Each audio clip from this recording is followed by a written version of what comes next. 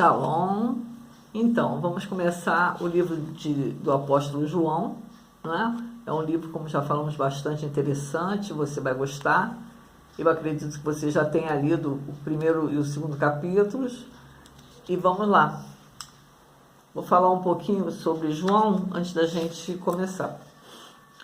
João, antes de caminhar com Jesus, vivia da pesca. E quando Jesus o chama, ele segue-o juntamente com seu irmão Tiago. No início, João tinha um apelido de filho do trovão. Devia ser uma pessoa inflamada, né? Mas no final, ele se considerava aquele que Jesus amou. De acordo com a tradição, João viveu em Éfeso, cidade portuária na Turquia. Provavelmente se mudou para lá por ocasião da Guerra Judaica, de 66 a 70 depois de Cristo. Escreve para os cristãos da Ásia terem uma melhor compreensão da vida de Jesus, visto que ele era uma testemunha ocular de toda a caminhada de Jesus. Durante todo o ministério de Jesus, João, nos momentos cruciais, na transfiguração, na crucificação, João estava sempre com Jesus. O Evangelho de João se distingue dos outros três, inclusive nas questões das parábolas. Ele opta por discursos extensos. Ao invés de relatar muitos milagres, ele escolhe apenas 7 milagres. Em seu evangelho, a vida de Jesus gira em torno de 3 festas de Páscoa, e não apenas uma conforme os outros 3 livros. E quando Jesus declara, quando Jesus fala, eu sou a luz do mundo, eu sou o caminho, eu sou, né, a porta, a gente só encontra essa expressão aqui no Evangelho de João. Além desse Evangelho, João também escreveu 3 epístolas e o livro de Apocalipse. Durante sua vida sofreu perseguições, foi colocado num caldeirão de óleo fervendo, mas saiu ileso. João foi o único apóstolo a morrer de morte natural aos 94 anos. E foi o único apóstolo a estar presente na crucificação de Jesus, e viveu mais ou menos 50 anos proclamando o Jesus como Salvador. Então ele teve uma vida ministerial longa, né? Achei interessante a colocação da Bíblia, a Bíblia, a mensagem, quando diz que Mateus, Marcos e Lucas escreveram como quem navega em um caiaque, em um rio que flui rapidamente e que irão aonde o curso do rio os levar. Ao passo que João escreveu como se estivesse numa canoa, num rio tranquilo, vagando sem pressa, observando as garças pescar, observando os detalhes, né? Até eu comentei isso ontem, né? Então, assim, eu achei interessante na Bíblia a mensagem, quando eles colocam, né, fazem essa ilustração, achei bastante interessante. Por isso, prepare-se para esse fluxo suave. Vamos aproveitar cada detalhe e aprender com esse evangelista maravilhoso. Tem muitos ensinamentos no livro de João, tem muitos segredos, eu acho assim fantástico, e você vai se apaixonar. Abra seu coração, abra sua mente, para que o Espírito Santo possa te revelar as coisas ocultas que tem nesse evangelho.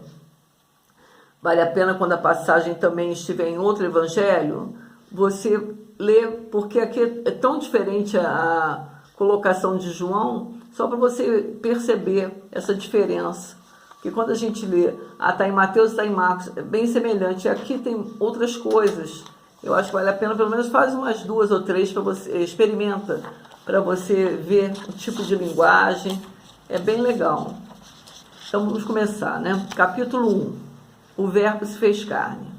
Mateus e Lucas começam suas narrativas com o nascimento de Jesus, e Marcos com o início do ministério de Jesus.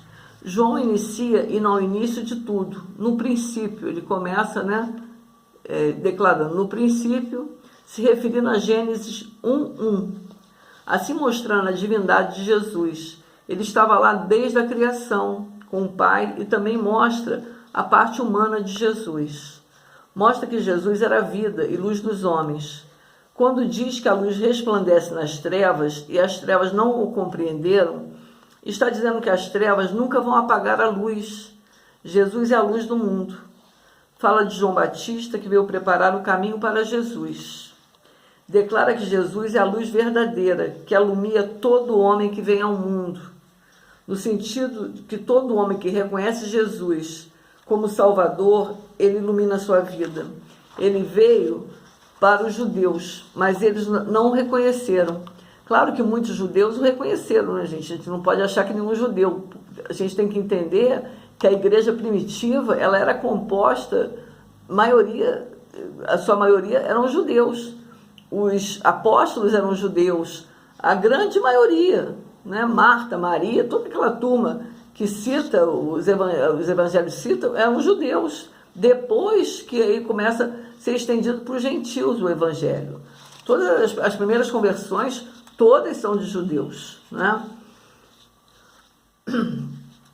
João declara que todos quanto recebem a Jesus passam a ter poder em ser filhos de Deus, isto é, os que crerem em Jesus. De o verbo se fez carne. Jesus, Deus, se fez homem, habitou entre nós e é o Filho único de Deus. É completo em graça e em verdade.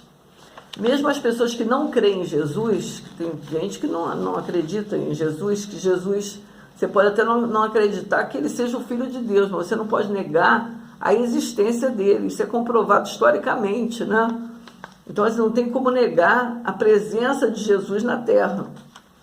Tem que se curvar diante da história. Ele viveu. Não é uma tradição, é uma verdade comprovada. A história comprova isso. E ele foi tão forte a presença de Jesus que ele marca o tempo. Muda a era. É o antes e o depois de Jesus. Isso é uma coisa tremenda. Não é um qualquer, né? Jesus foi a parte mais importante desse mundo. Ele é um Messias. E Jesus, todo mundo, apenas os judeus continuam sem essa separação. Os judeus, eles não marcam o tempo em Jesus porque eles não reconhecem Jesus como Messias. Então, para eles, o tempo continua sendo contado normalmente. E eles já estão no ano 5.781. Mudou agora. Uns dias atrás, a gente até comentou aqui, né? O Ano Novo Judaico. O testemunho de João Batista, também nos 3 evangelhos. Vale a pena você ler essa passagem aqui em João. Aqui em João, né? E ler nos outros 3 evangelhos. A história é a mesma, mas existem detalhes em cada uma delas. É como se estivéssemos contando uma história, falamos de um jeito, outra pessoa vem e acrescenta um detalhe, outra pessoa vem contar a mesma história e omite alguma coisa. E assim, os evangelhos são dessa maneira, né? Porque cada um tem a sua ótica e vê de uma maneira a mesma situação, tá? Mas não invalida em nada nenhum deles, todos eles são pura verdade, a certeza, são só acréscimos, né? Aqui em João, o próprio João Batista reconhece que ele é a voz do deserto, profetizado por Isaías. Ele próprio se declara, né? Tipo, eu sou aquele cara que Isaías falou, que viria para preparar o caminho do Senhor, né? Aqui também identifica exatamente a cidade onde João batizava, isto é Betânia, mas não é Betânia de Marta, Maria e Lázaro, é outra Betânia, é uma Betânia que eu acho que hoje nem existe mais, que ficava nas proximidades do Rio Jordão, dos rios lá, tá?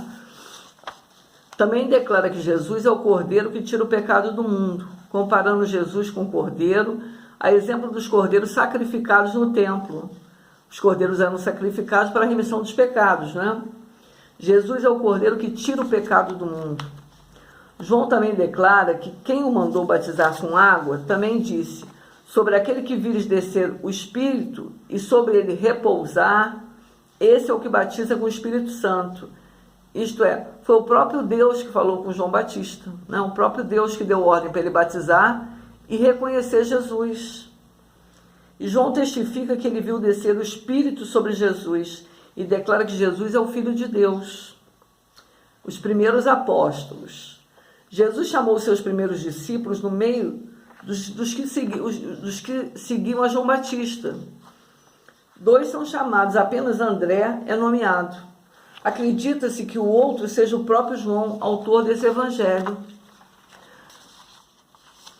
Para eles identificarem Jesus como rabi, um mestre, Jesus estava como um rabi, provavelmente vestido como um rabi, com roupas sacerdotais, com as vestes próprias, com atitudes de um rabi, né? E ensinando como um rabi.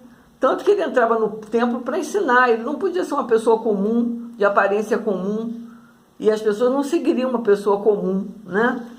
Então, assim, naquela época só eram discípulos dos grandes mestres os ricos.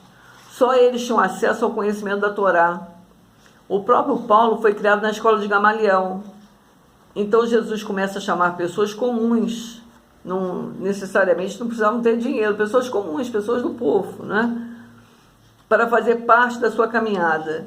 E era motivo de orgulho caminhar com os mestres. Por isso, quando ele chama as pessoas imediatamente dizem sim, porque todo mundo queria ficar junto aos mestres, todo mundo queria usufruir desse conhecimento, não é? Por isso eles largam tudo e seguem. Eles estavam vendo os sinais que Jesus era o Messias. Então é assim, uma coisa maravilhosa, né? A gente imaginar naquela época como foi esse chamado, né? Como foi as pessoas estarem dispostas a dizer sim e seguir a Jesus. É uma coisa maravilhosa, né? E hoje a gente tem essas experiências, né? De caminhar com o Senhor, né? Largar tudo. A gente vive a nossa vida, mas a gente tem experiência de caminhar com o Senhor. E é maravilhoso. Então, bora lá. Daqui a pouco a gente se vê novamente. Vamos para o capítulo 2 e vamos aprender mais um pouquinho desse evangelho espetacular. Tá bem? Te espero daqui a pouco. Até já.